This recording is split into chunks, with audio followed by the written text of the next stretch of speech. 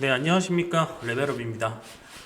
저번 영상에서는 이제 상승 횡보 하락에 관련해서 정확한 기준점을 좀 잡는 시간들을 가졌는데, 이번 영상에서는 지지와 저항 그리고 돌파 관련해서 이야기를 해보도록 하겠습니다. 지금 1강부터 시작해서 지금까지 벌써 7강째 진행을 하고 있는데요.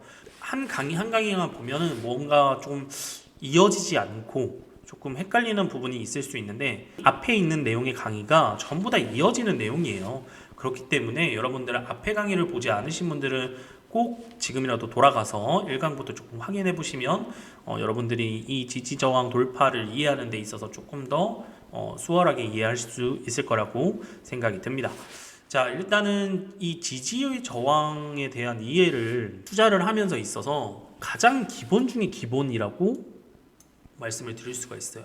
기본만 충실하더라도 여러분들이 이제 매매하는 데 있어서 전혀 문제가 되지는 않거든요. 그렇기 때문에 이 지지저항 돌파에 대한 개념을 꼭 잘 잡고 가셨으면 좋겠습니다. 일단은 지지에 대한 정의를 조금 내려보자면, 이 종목이 하락하다가 어느 특정 가격 근처로 가면은 더 이상 하락하지 않고 이렇게 상승하는 모습을 봤을 때 이런 자리를 지지받는다라는 표현을 하는 거고요. 저항 같은 경우에는 계속 이렇게 상승을 하다가 어느 특정 자리에 왔을 때 더 이상 상승하지 못하고 이렇게 하락이 나왔을 때 이런 자리를 저항받는다라고 표현을 합니다. 모든 차트 종목 같은 경우에는 지지와 저항의 영향을 받으면서 상승하고 그다음에 하락하고 이런 것을 반복하면서 차트상 어느 정도의 패턴을 조금 만들어주면서 움직여주고 있는데요. 특정 가격 근처에서 추세의 변화가 일어나는 현상들을 지지와 저항의 심리가 변하는 자리다 라고 말씀을 드릴 수가 있어요. 예를 들면 이러한 특정 자리를 지금 계속 여기 저항을 받고 있는 모습을 볼 수가 있죠. 이러한 자리를 강한 캔들로 돌파가 나오면 이렇게 추세가 상승하는 추세가 만들어집니다. 그렇기 때문에 이 캔들 강하게 돌파했을 때 복습 한번 가죠. 어떤 게 강한 캔들이다? 일단은 큰 장대 양봉 크기, 캔들의 크기, 그다음에 거래량이 많이, 그다음에 파동은 굴곡지게, 그다음에 시간은 빠르게 나오는 캔들이 이러한 특정 가격을 돌파했을 때 이 녀석은 상승의 심리가 변하는 자리예요. 이거를 조금 더 디테일하게 조금 살펴보자면, 자, 여기 보시면은 주가라는 거는 보통 이러한 1번 박스권, 2번 박스권, 여기 밑에를 3번 박스권이라고 할 수 있죠. 이러한 박스권으로 움직여주기 마련입니다. 근데 제가 이거를 조금 이런 박스권 움직임을 조금 최대한 간소화해서 패턴화를 만들어 놓은 모습이에요. 이 캔들 자체가. 그러면 자, 여기서 심리를 한번 알아보자고요. 이러한 특정 가격에 있을 때 저항을 받는 심리가 뭘까요? 여기서 계속 저항이 되는 심리가 뭘까요? 기본적으로 이렇게 하락을 하고 나면 여기에 물려있는 사람들이 분명히 존재를 하겠죠. 여기에 10층에 물려있는 사람, 9층에 물려있는 사람, 8층, 7층, 6층, 5층, 4층, 3층, 2층, 1층 이런 가격이 있겠죠. 그러면 여기서 저항을 받는 이유는 기본적으로 이 물려있는 사람들은 본전 심리가 강합니다. 일단 기본적으로 투자를 하는 사람들의 대부분은 이 본전에 대한 심리가 굉장히 강해요. 도박도 마찬가지죠. 내가 본전만 찾으면 안 한다. 약간 이러한 심리가 강하게 있잖아요. 그리고 이 밑에서 만약에 지하 여기가 1층이라고 가정을 합시다. 1층에 섰던 사람들은 요런 자리에서 이제 수익을 보면 수익 실현하려고 하는 심리가 강화가 돼요. 어떨수록 올라갈수록 왠지 떨어질 것 같으니까. 왠지 알아요? 이미 이 심리가 여기서 한번 겪었거든. 아, 여기가 바닥이다 하고 샀어요. 근데 올라갔다 그냥 쭉 떨어져 버리네. 여기서 이미 심리에서 진 겁니다, 여러분들. 그렇기 때문에 이 심리에서 조금만 올라도 여기서 산 사람은 빠르게 수익 실현하고 싶은 거고, 여기서 산 사람은 빠르게 본전 처리를 하고 싶은 거예요.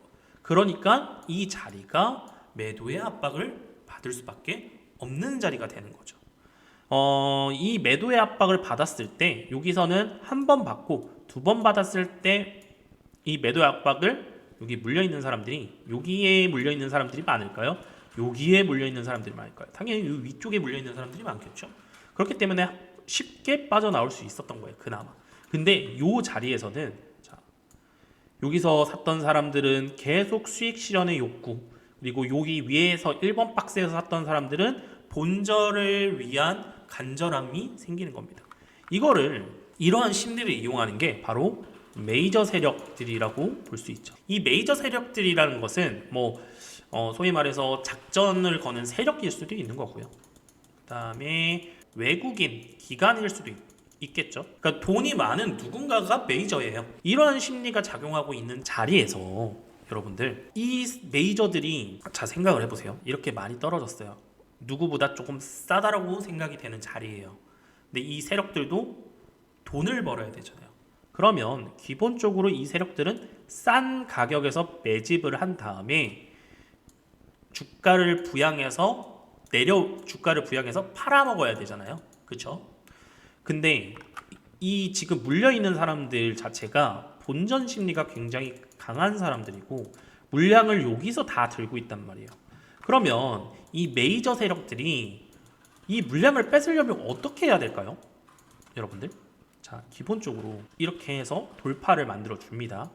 그러면 여기서 본전 심리가 나오는 사람들 다 이렇게 돌파가 나왔을 때 팔아 제끼겠죠. 그리고 여기서 샀던 사람들은 어느 정도 올라왔으니까 수익 실현을 해요. 1차적으로. 근데 여기까지는 여러분들 생각보다 물량이 많이 안 나와요. 근데 여기서 한번 꺾어서 이 라인을 살짝 이탈시키면 이런 라인에서 물량이 많이 나옵니다. 그러면 소위 말하는 이 메이저들이 여기서부터 여기까지 매집을 했다라고 가정을 합시다. 그러면 기본적으로 이러한 평단을 갖고 있겠죠. 계속 매집을 하는 거예요. 이런 자리에서 계속 매수를 해서 살짝 뛰어나요. 그리고 얘네가 나오는 물량 받아먹고 1차적으로 2차적으로 눌린 다음에 또 받아먹는 거예요. 그러면 여기 있던 내 수익 깎인다 하면서 던질 수도 있는 거고. 왜냐? 여기 심리 자체, 이 떨어지는 심리 자체가 공포였기 때문에 이 심리가 공포가 팽배되어 있는 상황이라는 말이죠. 그렇기 때문에 이런 자리에서 또 물량을 받아먹어요. 그런데 아직까지 이 물량을 다 털어먹지 못했겠죠. 왜냐면 여기 1번부터 여기가 10번부터 여기 1이라고 하면 끽해봐야 2, 3 정도를 얘는 물량을 흡수하는 것밖에 안 돼요. 물량이 아직 부족하단 말이에요. 그렇다면 이 녀석들이 어디서 물량을 확대 많이 하냐면 2번 박스에서 확대를 많이 하는 겁니다. 이 2번 박스에서 왜 확대를 많이 하냐면 여기서 물량을 올리죠. 올리면 또 본전 심리 때문에 이렇게 엄청난 매물이 나와요. 그거 먹으면서 올라가요. 그럼 이 녀석들의 평단이 계속해서 높아진다는 게 조금 납득이 가시나요? 이거 올리면서 먹으면 이렇게 평단이 계속 올라갈 수밖에 없어요. 그렇기 때문에 이 녀석들은 계속 올리면서만 먹을 수가 없단 말이죠. 메이저들은 결국에 이런 자리에서 단기적인 악재를 터뜨리거나 공포를 다시 한 번 더 각인시키는 거예요. 여기서까지는 만약에 여기에 본절이 왔더라도 다 올라왔네? 지금도 버텼는데 조금만 더 버텨보지 하는 심리도 강해져요. 왜냐? 기간이 조금 걸렸기 때문에. 내가 1년을 버텼는데 2년을 못 버티겠어? 약간 이런 심리가 많아지기 때문에 잘 안 털리는 자리예요. 첫 번째 올라갔을 때. 근데 이게 이렇게 급강하잖아요. 여기서도 잘 안 털려요. 왜냐? 손실을 받기 때문에. 그러면은 여기 이렇게 급감했을 때 털어먹는 애들은 이쪽 자리에서 잡았던 수익 실현 물량을 털어먹는 거예요. 여러분들. 심리적으로. 그리고 나서 다시 올려요. 그러면 여기서 엄청나게 다시 올린 다음에 살짝 꺾이죠. 한 요 정도 왔을 때 여기서 엄청나게 매물이 많이 나온다고요. 이런 자리에서 엄청나게. 그러면은 이런 밑에 바닥에서 이 기본적인 세력들은 이거를 물량을 다 먹어가는 거라고요. 이런 자리에서 매집이 다 되는 거예요. 그러면 기본적으로 평단가가 이 2번 하단 정도에 맞춰질 가능성이 높아요. 그리고 다시 한 번 더 올렸다가 겁주고 물량 받고 내가 물량 매집이 어느 정도 다 끝났다라고 했을 때 이렇게 날아가는 거거든요. 그리고 여기에서는 호재만 나오겠죠. 그리고 여기서 놓쳤던 사람들, 그 다음에 여기서 샀는데 빨리 팔았던 사람들, 이거 다시 눌릴 거야 라고 생각하는데 안 눌리고 이렇게 가는 경우가 다반사죠. 하다가 고점에서 물려서 쭉 내려와주는 이거에 대한 사이클이 다시 한 바퀴 도는 거예요. 기본적으로. 그러니까 내가 이 지지 저항을 했을 때도 왜 여기서 지지가가 형성이 됐는지, 왜 여기서 돌파가 나오면 중요한 돌파인지를 생각해 보실 수 있는 거예요. 그러니까 저는 일단은 이 메이저 세력들에 입각해서 여러분들께 설명을 드린 거지, 이거를 모두 그렇게 생각하면 사실상 매매를 하는 데서 조금 어려워요. 그렇기 때문에 저런 것 때문에 지지와 저항이라는 게 생겼고, 메이저들은 저런 심리를 이용해서 우리의 물량을 뺏어가는구나 정도를 생각을 해주시면 되는 거죠. 그러면 이게 이제 저항의 역할을 했던 내용들에 대해서 제가 심리적으로 말씀을 드렸다면, 지지는 왜 나올까요? 지지는 좀 오히려 간단합니다. 자, 세력들의 평단, 그러니까 메이저급들의 평단이 요 정도 박스권에 있다고 가정을 해봅시다. 이 녀석들이 기본적으로 여기에 자금이 들어갈 때 뭐 우리처럼 뭐 1,000만 원, 1억, 10억 요 정도 들어갈까요? 아니라는 거예요. 못해도 수백억이에요. 근데 그 수백억에서 마이너스 1% 나면은 5억 막 이렇게 날아가는 거예요.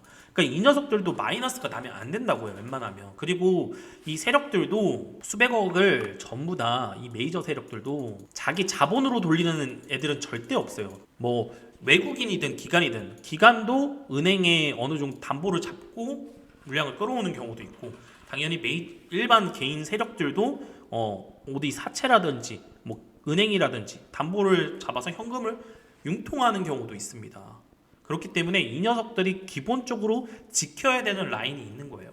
그 라인대가 저는 이렇게 변곡을 만들어주는 라인대라는 거죠.